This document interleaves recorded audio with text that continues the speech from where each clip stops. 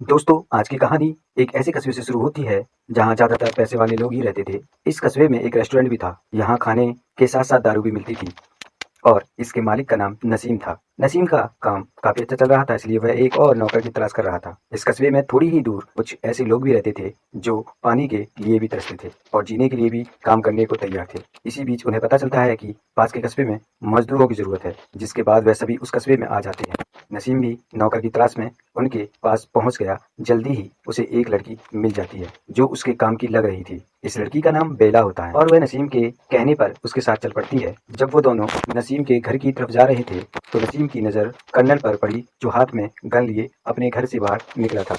नसीम को कुछ गड़बड़ लगती है, इसलिए वह जल्दी जल्दी कर्नल के घर में जाता है। उसने जैसे ही दरवाजा खोला तो उसके सामने कर्नल की बीवी और उसके लवर की लाशें थी। लाशें देखकर वह घबरा गया और बिना कुछ बोले अपने घर की तरफ बढ़ने लगा। घर आकर वह अपनी नौकरानी मारिया को पहले बेला से मिलवाता है और फिर उसे कर्नल के बारे में बताता है कि उसने अपनी बीवी और उसके लवर का खून कर दिया।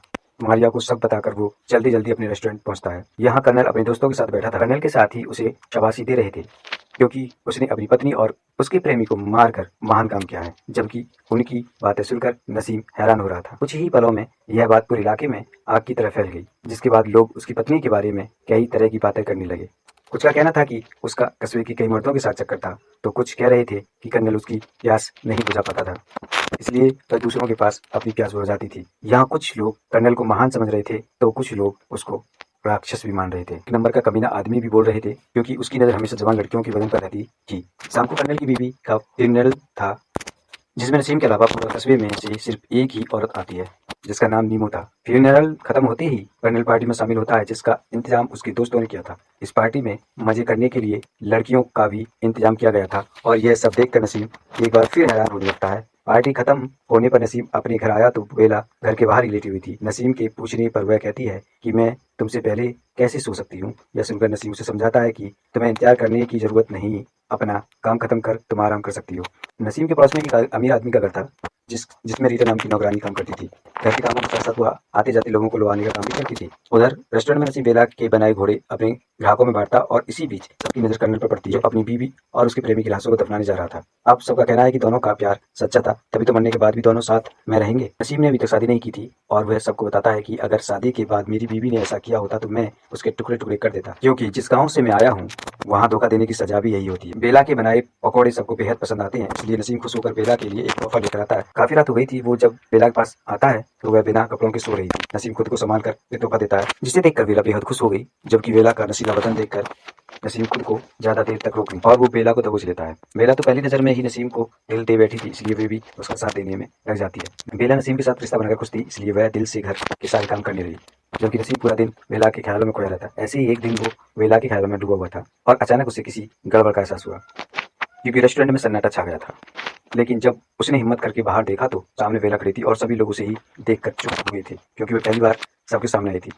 धीरे धीरे दोनों का प्यार बढ़ने लगा और मारिया इन दोनों के लिए काफी खुश थी। बेला इतनी खूबसूरत थी कि हर कोई उसे पाना चाहता था, लेकिन बेला नसीम के साथ ही रहना चाहती थी। बेला को जब भी समय मिलता वो आस पड़ोस के बच्चों के साथ खूब मस्ती करती, जबकि उसे मस्ती करते देख कस्बे की औरतों को उससे जलन होने लगी। देखते ही देखते रेस्टोरेंट में आने वाले सभी लोग बेला को बैठाने की कोशिश करने लगे। बेला को लगता था कि सभी उसे पसंद करते हैं, लेकिन नसीम जानता था कि यह लोग बेला को नहीं बल्कि उसके जवान बदन को पसंद करते हैं। नसीम को परेशान देखकर टॉनी नाम का आदमी उसे बेला से शादी करने की सलाह देता है। इस पर नसीम टॉनी को बताता है कि मैं बेला से शादी तो करना चाहता हूँ, लेकिन बेला पढ़ी लिखी नहीं है और वह गैर कानूनी तरीके से यहाँ रह रही है। कुछ ही दिनों बाद कस्बे में एक इंजीनियर आता है जिसने अपने आविष्कारों में कस्बे के लोगों की जिंदगी आसान कर दी। रोज रोज की तरह रीटा आज भी मर्दों को लुभाने में लगी हुई थी, जबकि टॉनी नसीम को बताता है कि बेला को पाने के लिए एक जज उसके पड़ोस में रहने आया है। की बात सुनकर नसीम ने बेला से शादी करने का फैसला कर लिया, जिसमें टॉनी उसकी मदद करने वाला था। नसीम घर आकर बेला को बताता है कि मैं तुमसे शादी करना चाहता हूँ। बेला नसीम से प्यार करती थी, इसलिए वो भी शादी के लिए राजी हो जाती है।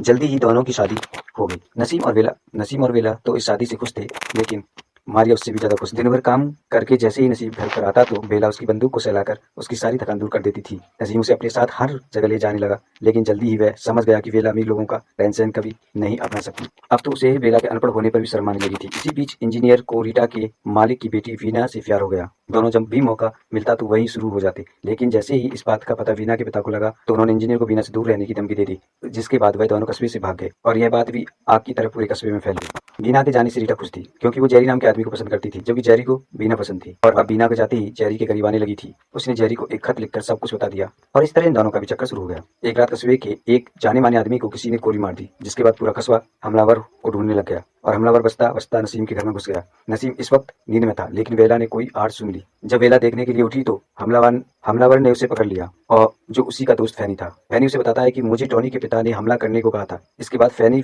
वेला को टॉनी के पिता के पास भेजता है ताकि वो उसे फैनी के बारे में बता सके। टॉनी के पिता उसे बताते हैं कि उसने फैनी की मदद कर बहुत अच्छा काम किया है, और उसी दिन से वेला टॉनी और उसके पिता के करीब आने लगी, जबकि नसीम को इसकी भनक तक नहीं थी। दिन बीतते गए और फैनी की तलाश चलती रही, लेकिन वो कहीं नहीं मिलता। आजकल नसीम को वेला पर शक होने लगा था कि जैसे ही वो उससे कुछ छुपा रही हो, लेकिन वेला का कहना था कि ऐसी कोई बात नहीं है। वेला का दूसरे मर्दों से मिलना नसीम को पसंद नहीं था, और एक दिन तो हद ही हो गई जब वेला कस्बे में आई सर्कस के लोगों के साथ मस्ती करने लगी। मारिया उसे रोकने की कोशिश करती है क्योंकि अब वह एक शादीशुदा औरत है और यह सब उसे शोभा नहीं देता, लेकिन वेला को इससे कुछ गलत नहीं लगता। शाम को वेला नसीम को बताती है कि वह सर्कस देखना चाहती है, जबकि नसीम उसे अमीरों की शायरी सुनाना चाहता था। वेला अब भी सर्कस देखना चाहती थी, लेकिन नसीम को अमीर लोगों का हिस्सा बनाना चाहता। तो वेला नसीम के कहने पर अमीर की महफिल में आ तो गई थी, लेकिन वह खुश नहीं लग रही थी। वो किसी भी एंगल से अमीर नहीं लग रही थी, इसलिए हर कोई उसका मजाक बना रहा था। लेकिन जैसे ही टॉनी और उसके पिता महफिल में आते हैं तो वह सबके पहले वेला से मिलते हैं, जिसे देखकर नसीम खुश हो गया। देर रात को जब वह घर वापस आए तो वेला उठकर सर्कस देखने पहुंच गई, जहां उसे बहुत मजा आता है। आज वह बेहद खुश थी, लेकिन जल्द ही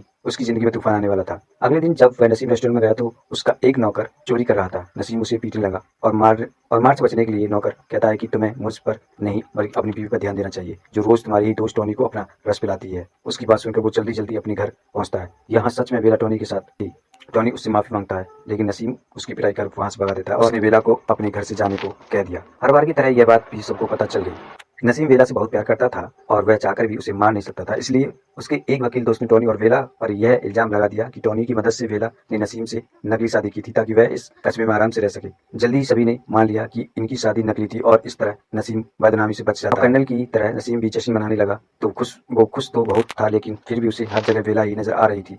खुश होते हुए भी वह उदास रहने लगा। उसे लगता था कि वेला कस्बा छोड़कर उससे दूर चली गई है, जबकि वेला तो उसके पास थी और वह चुप चुप कर उसे देखती रहती थी। वेला को अपनी हरकत पर पछतावा तो बहुत था, लेकिन अब वह चाहकर भी कुछ कर नहीं सकती थी। यहाँ एक तरफ नसीम का रिश्ता टूटा था तो दूसरी तरफ जेरी और रीटा का रिश्ता आगे बढ़ रहा था। एक दिन अचानक टॉनी के पिता की मौत हो गई और उसके फेवरल पर नसीम की नजर वेला पर पड़ती है। टॉनी के पिता की मौत के बाद कस्बे में जश्न मनाया गया क्योंकि वह इस कस्बे का मेयर था। शख्स थे, जब भी कोई उस साले के खिलाफ आवाज उठाता वह साला उसे मरवा देता, इसलिए लोग उसके मरने पर बेहद खुश थे। रात जब नसीम अपने घर आया तो उसने वेला को देख लिया, जो चुपकर उसे ही देख रही थी। कहानी के आखिर में उसने वेला को माफ कर अपना लिया क्योंकि वह समझ गया था कि वह दोनों एक दूसरे के बिना नहीं रह सकते। और इसी के साथ ये कहानी का अंत हो जाता है।